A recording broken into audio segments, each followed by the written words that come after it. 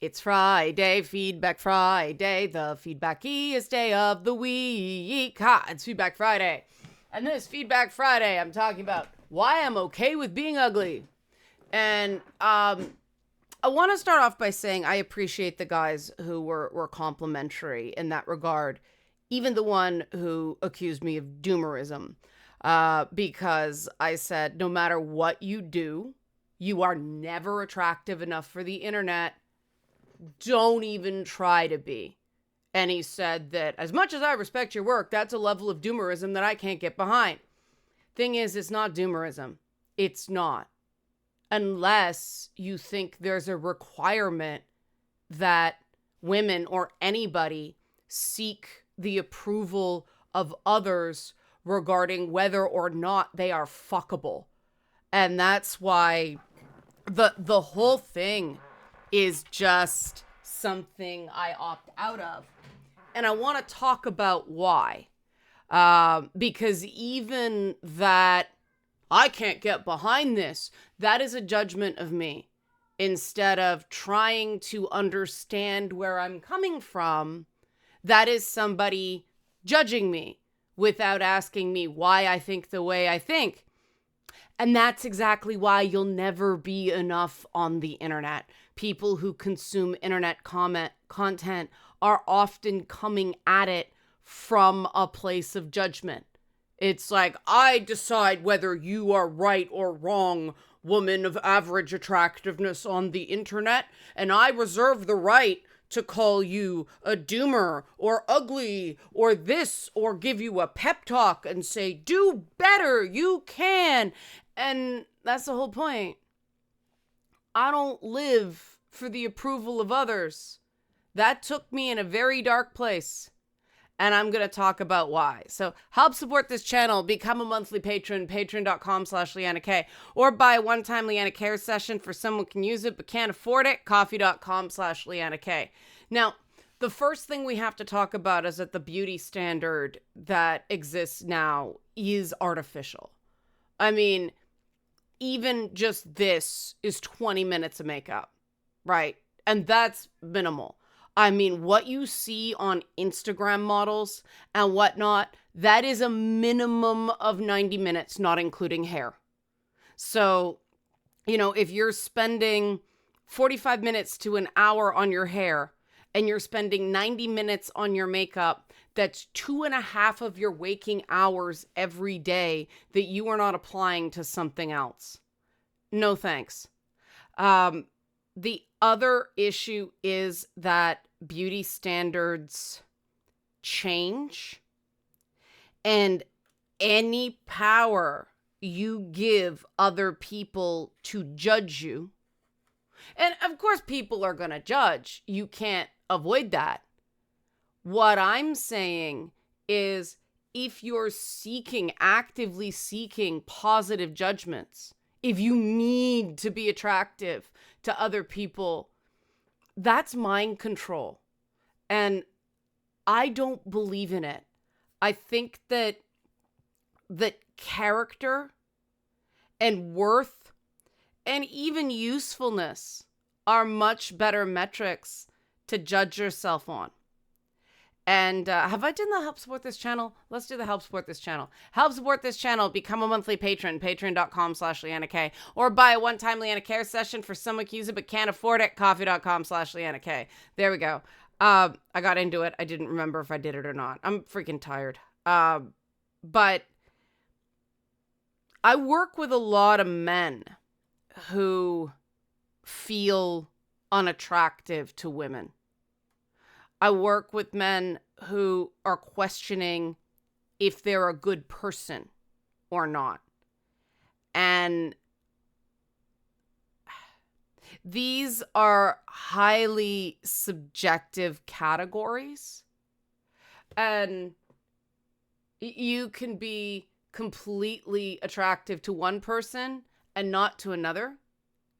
And you can be, your intents can be good and you can still make mistakes, but that's not the same as intentionally being selfish or deliberately hurting people or anything like that, right? This kind of stuff only really matters because of the consequences of these opinions. And so many people are utterly terrified of rejection and cancel culture. And you know, the entertainment industry has been exploiting this for as long as I've been in it and long before me. You know, there are people at every corner going, you know, you could really be something. You could be attractive. You could be popular if you just do these things. And they're normally some form of self-harming. And my concern is that there are a lot of people out there with really good ideas who, you know, don't get to share them or are too afraid to share them because of the harsh judgments that are out there. And you get so exhausted trying to be enough. And when, you know, the left-wing influencers who are like, don't body shame, don't slut shame, then, you know, Hassan comes in and that's a lot of what he does. And suddenly it's okay. When he called me a femcel and he went after me, I'm like, fuck it. I do not exist to please anybody but myself, for one. But I certainly don't live to please men like that. Because what the fuck? I don't know him. He doesn't know me. We've never met in person. Somebody sent him a video I made about Mortal Kombat and he decided to go there. That tells me all I need to know about the man. Because that has nothing to do with anything. And that's the trap you get stuck in when you work to please anybody but yourself regarding that stuff. And when I say that stuff, I mean, like, obviously job performance, you have to, you know, keep the peace with your bosses. You have to hit metrics. Like, obviously there's certain things, there's certain social rules we have to follow, certain things we have to do to get what we want. But do I give a shit whether a guy like Hassan Piker thinks I'm fuckable? God, no. Like, the only women he seems to approve of that way are sex workers, and he thinks that being pro-sex worker because he happens to use their services makes him somehow a male feminist. And no, honey, it don't work that way. If you're going after a woman's worth, any woman's worth, based on how much sex you think she has or doesn't, and that's what femcel is, female involuntary celibate, that's what that is. No, I'm sorry, honey, you aren't pro-sex work. Because you're treating those women like commodities. Because you treat all women like commodities. You poser closet right-winger. You know, Uncle Jank taught you well, but nothing about that dude is truly like people power. It's all, I'm an authority, and if I come on your podcast or I say you're good, then you're good. If I call you names and get you dogpiled, then you're bad, and my authority is the only one that matters. Bow to me or else. Oh, by the way, you meet my friends AOC and Bernie Sanders? I can't believe they embrace that guy. But this is why the left keeps screwing up, because they get so infected by these approval politics. And yeah, okay, as a politician, you got to get people to vote for you. Yeah, you do. You know, AOC has to win her seat every 2 years. Bernie, well, I mean, Vermont. And I love Vermont. It's a beautiful place and the people are really chill, but Bernie is very Vermont, just saying. But an advocate for actual concepts, somebody who absolutely does want to make things better.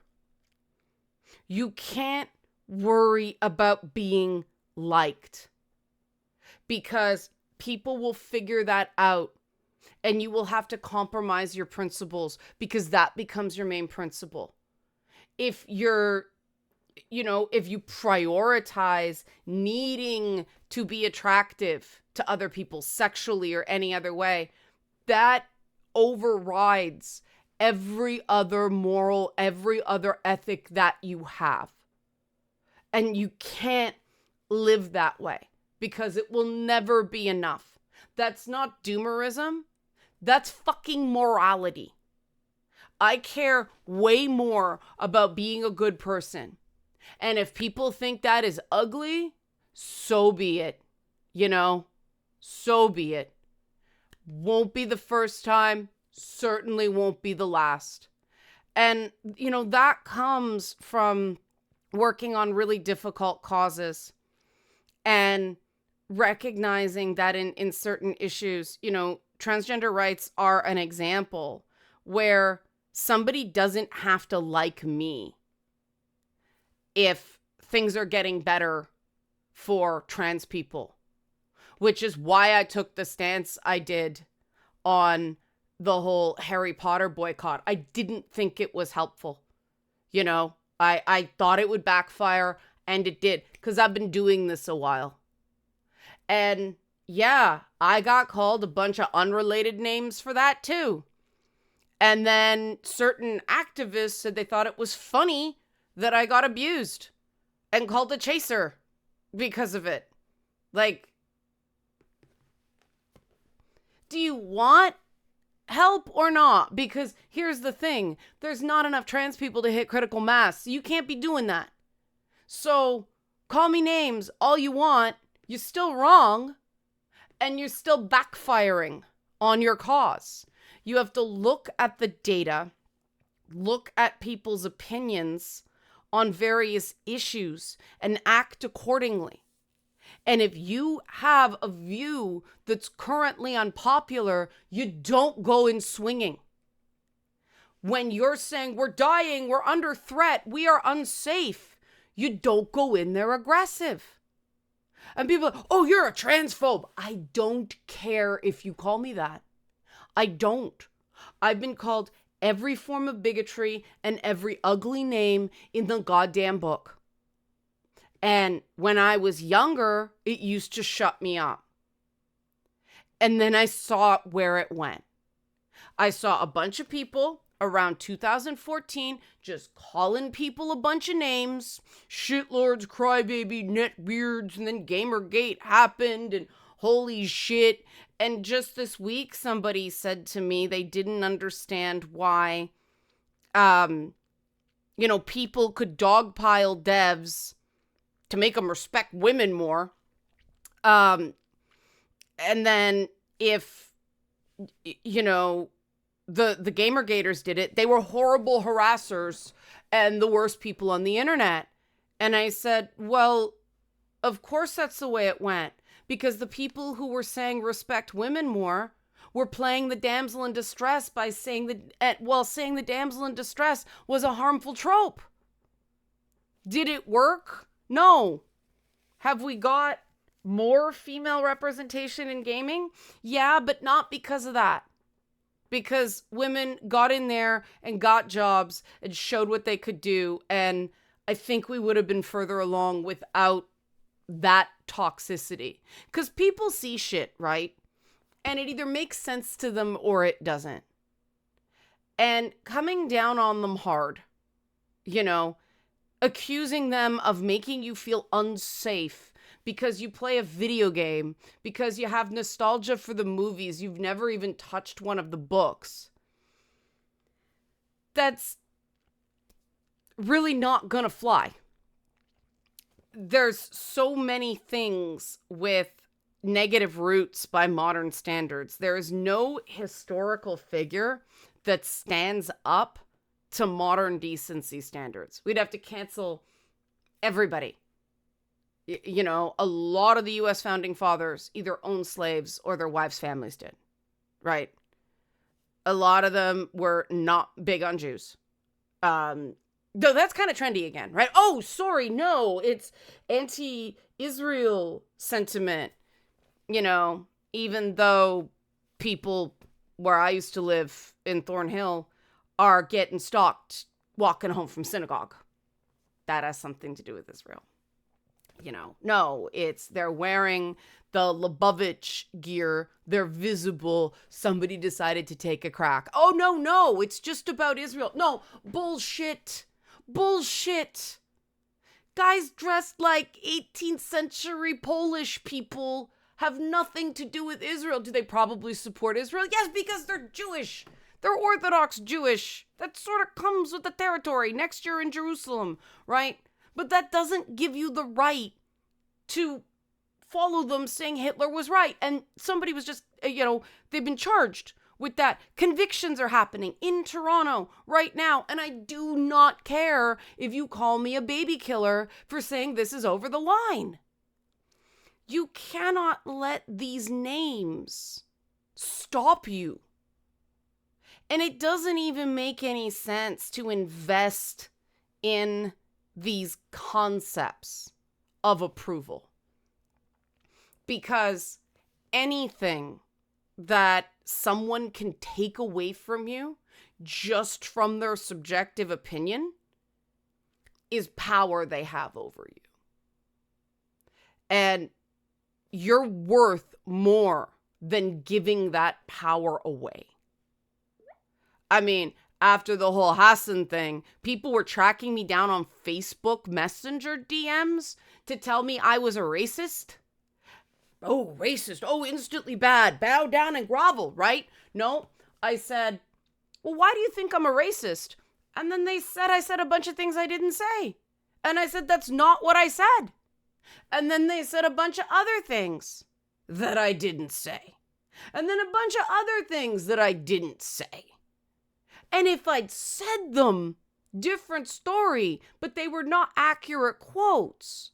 They were warped from a completely innocuous statement to something that, sounded really bad. But, it's the difference between something like, Jax is an American. Putting him in African clothes at the end erases the unique American Black identity, where no, they have never stepped foot in Africa. They are American. They're not from somewhere else. They were born in America. Are they the products of the transatlantic slave trade? Yeah, but that doesn't mean you can take away a nationalist identity to force them into a mold of a country they've never set foot in. That's what I actually said. What they said is, oh, you said you didn't like him wearing African clothes. No, not the same thing. Not the same thing. Doctor Who this week is apparently going to be set in Nigeria, and I'm freaking stoked. Because Nishudi Gatwa identifies as, I think Ghanaian, British. And the interesting thing is the writer of that episode said that after Dot and Bubble, which I thought was a great episode last season, but it dealt with racism, great one-shots in this run of Doctor Who. Great. Love. So glad the one-shot sci-fi episode, the standalone episode, is back. Oh, I've missed it with all the serialized stuff, which I enjoy too, but I like a good contained story, right? But the writer for this episode said, look, I loved that episode, but I want to tell a story where his race is not an issue. He's just the doctor doing doctor things. And I'm like, yeah, that's how you do it. You have both. And ultimately, these conversations with these people devolved into, you are racist because I feel like you are.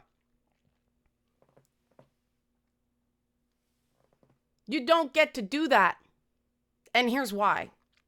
Because especially when you're arguing for groups that aren't in power.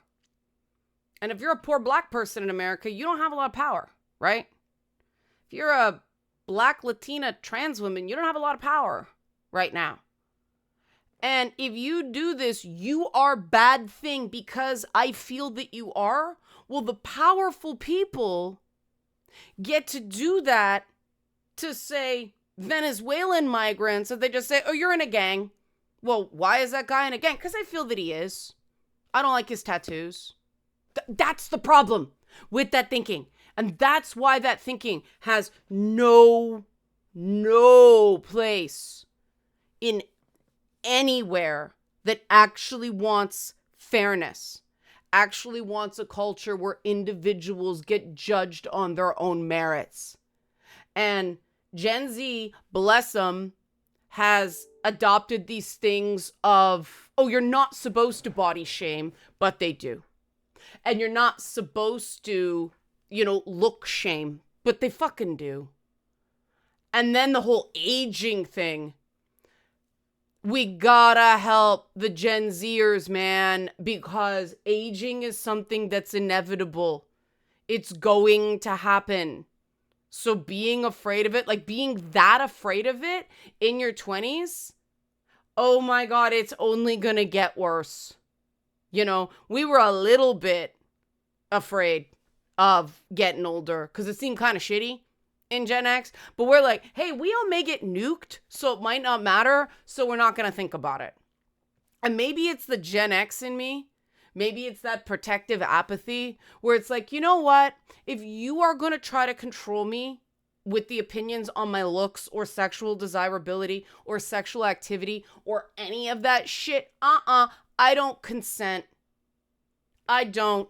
This is not relevant because I get to determine upon what metrics I am judged.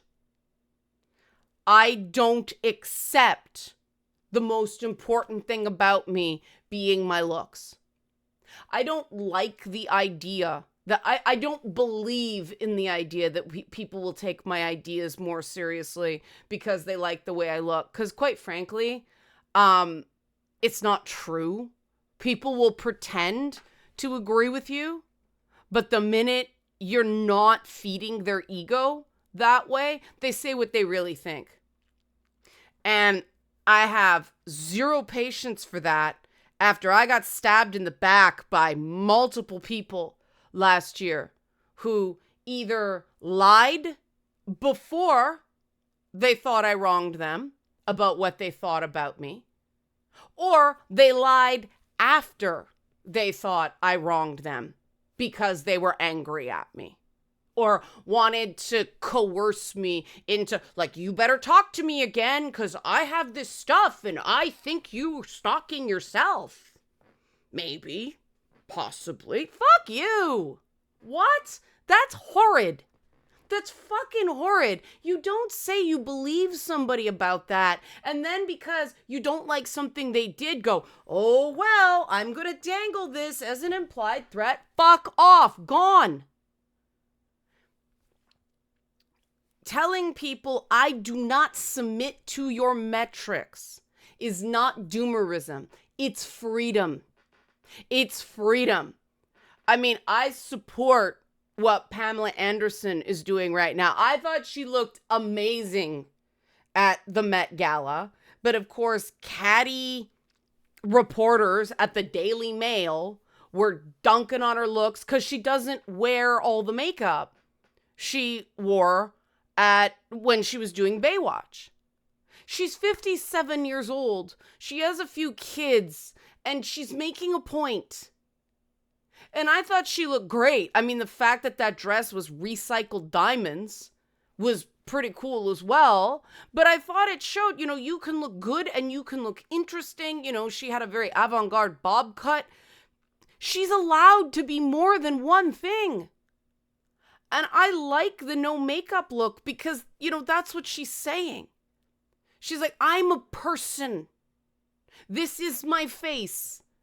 I am not smears of black cosmetics and breast implants. I am a person. I have thoughts. I have feelings. I have preferences. I have subjectivity. And she's allowed to look any way she fucking wants. If you don't like the dress, fine. But don't pick on her as a person, right? She's objectively, she looks good for 57. I mean, she looks good, period. I don't care what anybody says. but she looks good for 57. And if I didn't think so, it doesn't fucking matter. You know? This idea that Bella Ramsey is supposed to appeal to some glamour standard. The purpose of Ellie in The Last of Us is that she's immune in a mushroom zombie apocalypse. Why do you expect people to be conventionally hot in a zombie fucking apocalypse? Like, this is fucked up. And you can't feed that beast. I mean, I like the fact that they've gone more awkward with Ellie. It makes her obnoxious moments, which are realistic for somebody who's putting on a brave face. I don't like that the show defined her as a liar because she's traumatized. It's not quite the same thing. When everybody's looking for you to not be okay, you tell them you're okay because you don't, you don't want to be this object of worry. You want to be a person. And I think Bella Ramsey is great in the role. And when I said she, I meant Ellie, not Bella. I know they're they. But they're great in the role. And this idea that every person on every television show has to be a particular type of hot. It's bad art. It's bad culture. And why is it bad? Because it's limiting. Because you can't say you just want the best person for the part when what you're really saying is you just want the hottest chick. Because, again, there's more to a person's worth than how they look. Really, there is. And you don't start engaging with that world if you never question why you want people to be their authentic selves, but also, be attractive to other people. No, some elements of authenticity are going to be unattractive. They're going to be awkward and ugly and annoying. And I refuse to live in that box where I'm pleasing other people. It left me with a trauma condition and an autoimmune disease.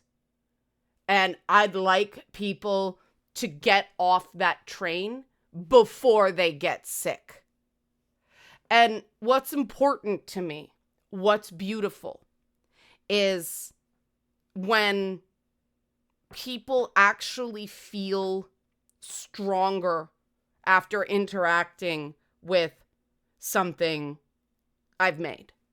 When a client has a breakthrough and finally sees like, okay, not everybody could have done this, or maybe I do have unique value. Maybe I do matter as a person. That is what I chase. And not for me. Okay? Because I don't take any credit for that. I can talk someone blue in the face. Unless they do the work, they're not going to get improvements. Yeah, that's why I say what I do is support and not help. That's all them.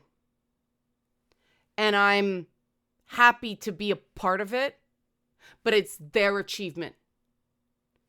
And I get my achievements. And the problem, my entire entertainment career, is that it's easier to get praise, temporary praise, by starving yourself sick, getting a bunch of surgery, and putting on a ton of hair and makeup, ton of shapewear, and a really expensive dress. It's easier to get praise that way than by actually making something. But than actually doing something that at least tries to make the world less shitty. And as long as that's the case, the world's going to keep being shitty. And aren't we done with that? I mean, there's no one actually, like, no group of a certain critical mass that is actually interested in making things better. They're interested in internet clicks and slogans and hashtags and money. And yeah, you need money. You need money to make this stuff happen. Everything's fucking expensive now. But the left has lost its way so badly in the you're as bad as the people you oppose, just, mirror image way. The only way to get real and lasting change is to convince enough individual people.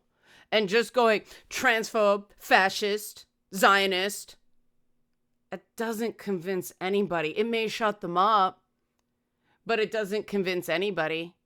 And the fact that Zionist is on the list of transphobe and fascist, that's part of the problem too. But the funniest comment I got this week was somebody who liked The Last of Us 2. Condescension. I'm glad some of you are appeased. I'm like, excuse me? Appeased? Oh, we're going there, are we? And this is the shitty, passive-aggressive, dog-whistly Galinda shit, right? Like, it's not, I'm glad you like it. It's, you're appeased. You monster. Enough. Grow the fuck up. Enough with the girl bullying routine. You're not smarter than everybody else. You liked the snuff fetish fest because it happened to check your kinks. That's awesome.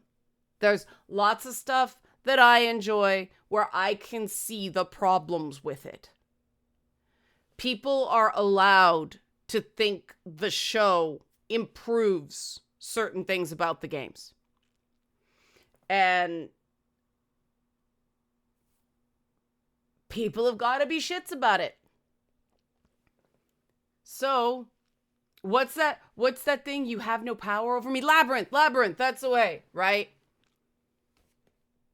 I don't care if people dislike bomb my videos. I don't understand why these haters for Assassin's Creed Shadows are just hate bombing everything. They don't leave comments. They're not persuading anyone.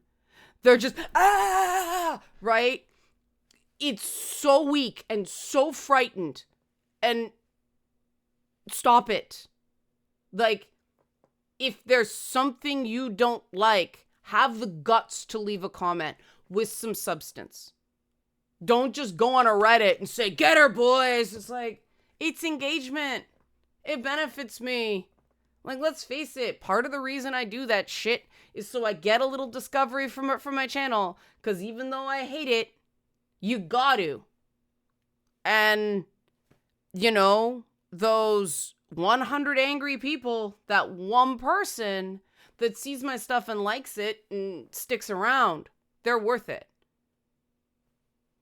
Because I don't care about the people who are trying to control me with disapproval. I care about the people who will engage. And so, yeah, that's not doomerism. That's independence. That's freedom from the opinions of other people. If you want to call me a racist, okay, I'm racist. If you want to call me a transphobe, okay, I'm a transphobe. If you want to call me a chaser, fine, I'm that too. I'm a bitch, I'm a bitch, I'm a mother, I'm a sinner, like, call me whatever fucking name you want. I will be anything you want me to be. I will be the ugliest, fattest bitch on the planet. I ain't changing for you. These words have no meaning except what we give them. And if we want things to get better, we have to just stop going, I label thee racist, I label thee transphobe. Okay, how do we change fucking minds? Because people are getting hurt. This isn't cute. This isn't funny. It's serious as a heart attack, and we're not going to name call our way out of this problem. Help support this channel. Become a monthly patron, patreon.com/Leanna K, or buy a one-time Leanna Care session for someone who can use it but can't afford it, coffee.com/Leanna K. Thanks for watching, and have a great weekend.